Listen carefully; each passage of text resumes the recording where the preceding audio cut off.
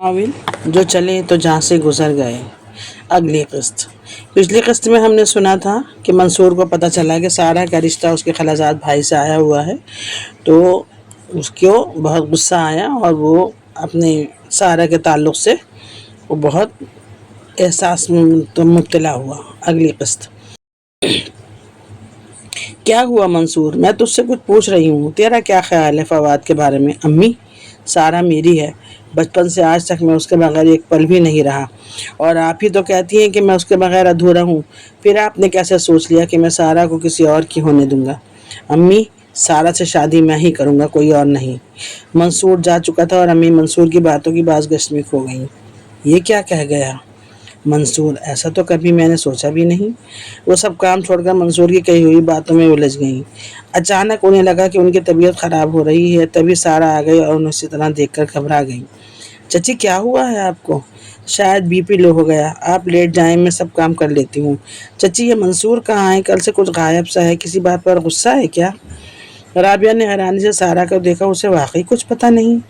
رابعہ نے منصور کی خواہش کے بارے میں سوچنا شروع کیا تو انہیں لگا کہ واقعی منصور نے زندگی کا اب تک کا سفر سارہ کے ساتھ گزارا ہے۔ دونوں نے ایک دوسرے کے بغیر ادھورے ہیں، نہ سارہ کو چین آتا ہے اور نہ منصور کو۔ وہ اتنا غلط تو نہیں، مگر کیا گھر والے اس رشتے کے لیے تیار ہوں گے؟ وہ بھی منصور کے ابھی تو ہاتھ خالی ہیں، ابھی تو اس نے تعلیم مکمل ہونے میں بھی وقت ہے، کام تو گھر کا ہے، اگر وہ لگ جائے تو۔ مگر یہ کیا فیصلہ ہمارے حق میں ہو سکتا ہے؟ انہی سوچوں میں انہیں 2 دن لگ گئے۔ 2 دن ان کی طبیعت بھی ناساز رہی اور وہ سوچتی رہیں۔ پھر ان کے دل نے یہ فیصلہ کیا کہ منصور حق پر ہے۔ میں اس کی خواہش کا ذکر بھائی صاحب سے ضرور کروں گی، دیکھتی ہوں شاید۔ 2 دن بعد رات کو جب سارہ کے رشتے کے سلسلے میں طاہر ابا کے کمرے میں سب کو جمع ہونا تھا، مشورہ اور فیصلہ کرنا تھا، سب کمرے میں جمع تھے، تب انہوں نے موقع دیکھ کر بھائی صاحب سے بات کرنے کا ارادہ کیا۔ ہاں، تو آپ سب کو پتہ ہے کہ سارہ بٹیا کے رشتے آئے ہوئے ہیں، جن میں ایک تو قابل توجہ ہے ہی نہیں، مگر فواد کا رشتہ اہم ہے۔ پہلا اس لیے کہ اپنوں کا رشتہ ہے اور اپنوں کا حق پہلے ہوتا ہے، اور دوسرا اس لیے کہ اب فوزیہ نے بتایا کہ اس کی بہن کی بچپن کی خواہش بھی ہے۔ ویسے بھی ماشاءاللہ نہ لڑکے میں کچھ کمی ہے نہ گھرانے میں۔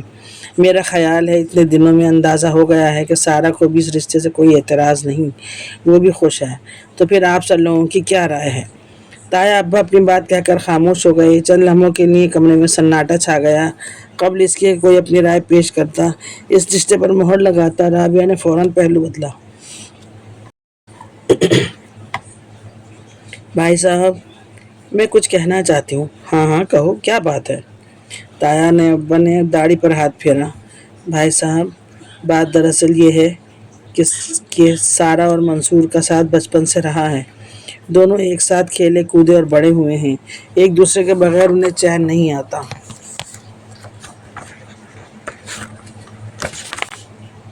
حالانکہ مجھے پتا ہے کہ میرا منصور سارہ سے 1.5 سال چھوٹا ہے، مگر آپ صلی اللہ علیہ وسلم بھی اپنی زوجہ سے بہت چھوٹے تھے۔ شریعت کی رو سے یہ بات غلط نہیں۔ اگر آپ سب راضی ہوں تو میں سارہ کو اپنے منصور کے لیے مانگتی ہوں۔ رابعہ کی اس بات نے سب کو حیران کر دیا۔ اس بات کا تو کسی کو گمان بھی نہ تھا۔ طاہر ابا نے کچھ حیرانی سے رابعہ دلہن کو دیکھا۔ دلہن، یہ صرف تمہاری خواہش ہے یا اس میں منصور کا بھی دخل ہے؟ رابعہ نے سر جھکا لیا اور یہ ثبوت تھا بھائی صاحب کی بات کا۔ چند لمحوں بعد طاہر ابا نے پھر آواز نکالی۔ ہاں تو اقبال، سارہ بیٹی تمہاری ہے اور فیصلہ بھی تمہارا ہی اہم ہوگا۔ تم اور فوزیہ، دلہن جو رشتہ قبول کرو گے اس پر غور کرو اور فیصلہ سناؤ۔ سب نے ایک دوسرے کا منہ تکا اور سب کو ہی ایک دم منصور کی مانگ جائز لگی، اور اقبال اور فوزیہ کے بولنے سے پہلے ہی سب نے ووٹ ڈالنے شروع کر دیے۔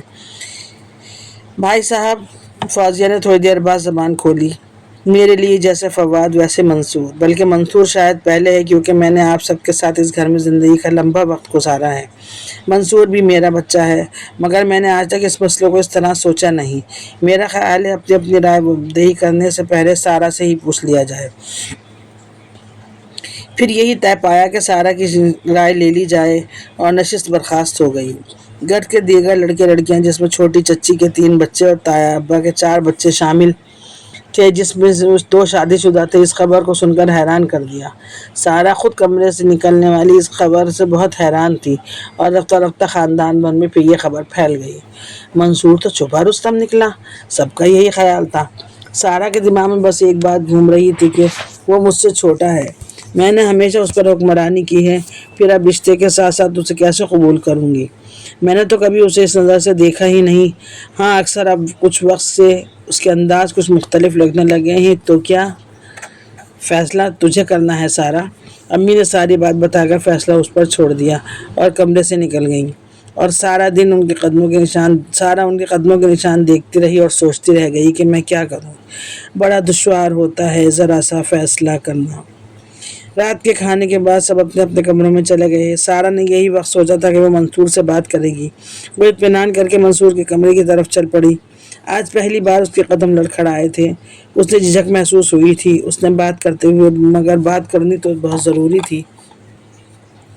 وہ اسے سمجھانا چاہتی تھی کہ منصور، میں تم سے بڑی ہوں اور چاہ کر بھی بچپن سے کرتی آئی حکمرانی ختم نہیں کر پاؤں گی، اور تم اس احساس کو برداشت نہیں کر پاؤ گے۔ ویسے بھی یہ فیصلہ صرف اس لیے کیا ہے کہ میں نے اس کے ساتھ بچپن سے آج تک کا وقت گزارا ہے۔ یہ اس کی ضد ہے یا واقعی میرے بغیر ادھورا ہے؟ اس نے کمرے تک پہنچنے کے بعد ہلکے سے دروازہ نوک کیا۔ کون ہے؟ آ جاؤ۔ جب اس نے کمرے میں قدم رکھا، منصور کسی چیز کو سنبھال کر رکھ رہا تھا۔ اس کی ڈائری کھلی پڑی تھی۔ تمہیں کب سے دروازہ نوک کرنے کی ضرورت پڑ گئی؟ منصور نے سارا کو دیکھا اور نارمل سے لہجے میں اسے ٹوکا۔ میں بیٹھو۔ منصور نے اس کا ہاتھ پکڑ کر بٹھایا۔ بولو، کیا کہنے آئی ہو؟ سارا نے منصور کا منہ تکا۔ میں تو ہمیشہ ہی آتی ہوں، آج تم نے یہ بات کیوں کہی؟ کیونکہ مجھے پتا ہے کہ آج تم مجھ سے کچھ خاص بات کرنے آئی ہو۔ کہو۔ منصور، یہ جو تم نے بات کہی ہے یہ صرف بے وقوفی ہے۔ دیکھو، میں تم سے بڑی ہوں، ہمیشہ اس احساس کے ساتھ تم سے زندگی کے ہر پڑاؤ پر ملوں گی، اور اکثر تم سے یہ برداشت نہیں کر پاؤ گے۔ اور سب سے بڑی بات یہ ہے کہ میں تم سے آج تک اس نظر سے دیکھ ہی نہیں پائی۔ سارا نے بات پوری کر کے منصور کا چہرہ پڑھنے کی کوشش کی۔ وہ اب تک سنبھل چکی تھی۔ منصور نے چند لمحوں تک اس کا چہرہ تکا، پھر بڑے جذبے سے گویا ہوا۔ سارا، کیا ہمارا آج تک کا کوئی لمحہ الگ گزرا ہے؟ کیا ہماری ذہنی ہم آہنگی نہیں ہے؟ کیا تم نے کبھی جھگڑا کیا ہے؟ سارا، کیا ہم ایک دوسرے کے بغیر ادھورے نہیں؟ جب سارا گھر اس بات کو بچپن سے محسوس کرتا ہے تو تم نے آج تک محسوس کیوں نہیں کیا؟ اور سارا، سب سے بڑی بات، میں تم سے بے حد محبت کرتا ہوں۔ محبت تو ہم دونوں ایک دوسرے سے بے حد کرتے ہیں، ایک ساتھی کی حیثیت سے، ایک دوست کی حیثیت سے، مگر سارا، آج میں تمہیں بتاؤں کہ میں تم سے 14 سال کی عمر سے اس دن سے محبت کرتا ہوں جس دن سے میں نے تمہاری چوٹی کاٹی تھی۔ یہ دیکھو۔ اس نے تکیے کے نیچے سے اس کی بل ڈلے بالوں والی کٹی ہوئی چوٹی نکال کر اس کی آنکھوں کے سامنے لہرائی، جسے دیکھ کر وہ حیران رہ گئی۔ اس دن جب میں تمہارے کمرے میں تم سے باتیں کر رہا تھا، تم سے باتیں کرتے ہوئے سو گئی تھی، تمہاری چوٹی فرش پر لٹک رہی تھی۔ میں اسے اٹھا کر صوفے پر رکھنا چاہا کہ سارا اچانک نہ جانے کہ مجھے کیا ہوا، اور میں نے سوچا کہ اگر تمہاری آدھی چوٹی کاٹ دی جائے تو پھر تم بل نہیں ڈالو گی، اور مجھے ہمیشہ تمہارے کھلے بال اچھے لگتے ہیں۔ میں نے اس شرارت کے خیال آتے ہی کمرے سے قینچی ڈھونڈی اور کھٹ سے تمہاری چوٹی کاٹ کر چلا آیا۔ قینچی چلتے ہی میں نہ جانے دل کو کیا ہوا، مجھے لگا میرے جسم کا کوئی حصہ تکلیف میں آ گیا ہو۔ اسی پل میں نے تمہارا سوتا ہوا چہرہ دیکھا، اور اس پل سارا، بس تم مجھے بہت اچھی لگی۔ میرا دل پہلی بار زور سے دھڑکا۔ میں نے چند لمحوں تک تمہیں تکا اور پھر تمہاری یہ چوٹی لے کر اپنے کمرے میں آ گیا، اور اس پل مجھے لگا کہ تمہارے بغیر میں بالکل جی نہیں سکتا۔ اسی لیے آج تک یہ چوٹی میرے پاس موجود ہے۔ میں نے کبھی تم سے اس جذبے کا اظہار نہیں کیا، پر اس لیے نہیں کیا کہ مجھے پتا ہے کہ تم ہمیشہ مجھ پر روب ڈالتی رہتی تھی۔ تم مجھ سے بڑی ہو، کہنا مانو، اگر بات تمہیں پتہ چل گئی تو میں تمہیں ہمیشہ کے لیے کھو دوں گا، اور سارا، میں تمہیں کھونا نہیں چاہتا۔ منصور، سارا پر تو حیرتوں کے پہاڑ ٹوٹ پڑے۔ اس وقت تو ہم بہت چھوٹے تھے، اتنے سالوں میں کبھی تم نے اپنی شدت مجھ پر عیاں نہ ہونے دی۔ منصور، واقعی میں بھی تمہارے بغیر ادھوری ہوں، مگر کبھی مجھے بے اعتبار مت کرنا، ورنہ میں مر جاؤں گی۔ کبھی نہیں۔ منصور نے سارا کا ہاتھ پکڑ کر اعتبار کا ہاتھ اسے تھما دیا۔ یقین کرو، جس طرح آج تک ہم نے وقت گزارا ہے اس سے اچھا گزرے گا۔ بس مجھے تھوڑا وقت چاہیے کہ میں اپنے پیروں پر کھڑا ہو جاؤں سارا، یقین کرو۔ سارا نے اپنا دوسرا ہاتھ منصور کے ہاتھ پر رکھ دیا اور ایک دم باہر آ گئی۔ پھر وہی ہوا جو اچانک سب کی خواہش بن گئی تھی۔ سارا منصور کے ووٹ سب سے زیادہ تھے اور یوں یہ رشتہ طے ہو گیا۔ سبھی بہت خوش تھے، اقبال، فاضیہ، شازیہ۔ اب انہیں یقین تھا کہ فواد کے حق میں یہ فیصلہ ہوتا تو سارا کبھی خوش نہ رہتی۔ تائے ابا کا خیال تھا کہ دونوں کی پڑھائی چونکہ ایک ساتھ جڑی ہوئی ہے، ایک گھر میں رہنا بسنا ہے، فی الحال شادی نہیں ہو رہی ہے، تو اس لیے منگنی کے بجائے نکاح کر دیا جائے تاکہ دنیا والوں کی بھی زبانیں بند رہیں اور کچھ غلط بھی نہ ہو۔ رخصتی کچھ سالوں کے بعد کر دی جائے گی۔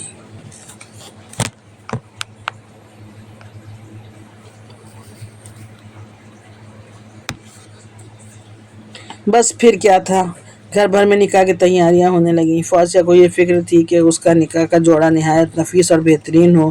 رابعہ چاہتی تھی کہ نکاح کا سوٹ دولہا کا بے حد حسین ہو، یہ نکاح ایک یادگار تقریب بن کر دلوں میں محفوظ رہے۔ تائے امی، تائے ابا، ان کے بچے دانیال اور صہیب اپنے اپنے کپڑوں کے انتخاب کی فکر میں دبلے ہوئے جا رہے تھے اور دونوں بیٹیاں بھی اپنے بچوں کے ساتھ میکے آ گئی تھیں۔ رانی کا جوش بھی دیکھنے والا تھا، وہ چاہتی تھی کہ وہ بھی غرارہ پہنے، آخر اس کے چچا زاد بھائی کی تقریب ہے۔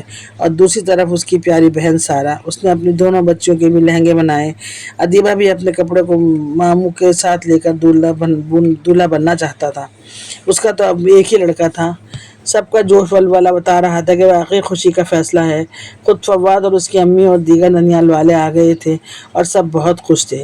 فواد کو کوئی خاص دکھ نہیں ہوا کیونکہ اس کا کوئی دلی لگاؤ سارا کے ساتھ کبھی ہوا ہی نہیں تھا، بس ایک کزن کی حیثیت سے ہی دونوں ہمیشہ ملے تھے۔